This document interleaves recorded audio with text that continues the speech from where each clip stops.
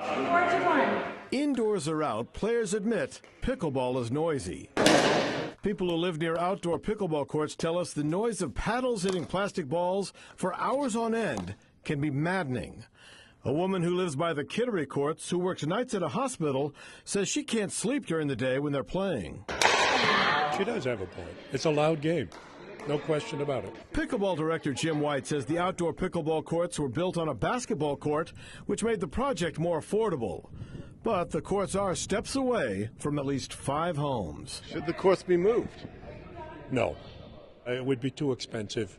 The players have, on their own, have taken it to start later in the morning to give her an opportunity to sleep. This week, the town manager told councilors they're still waiting for recommendations from sound engineers on how to best reduce the racket. We have contracted with a sound engineer to evaluate the pickleball noise at Emery Field Park and to develop a concrete set of recommendations and engineered solutions. Kittery has taken steps to block some of the noise by putting up these sound barriers, and one possible solution will likely be to raise the fence and these sound barriers even higher. The problem with the courts right now is the fence is too short.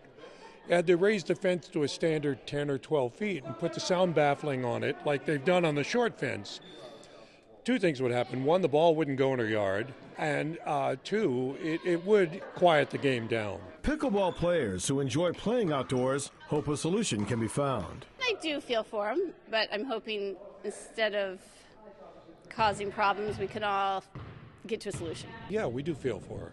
We feel for the neighborhood, but it is a public park. In Kittery, Brad Rogers, CBS 13 News.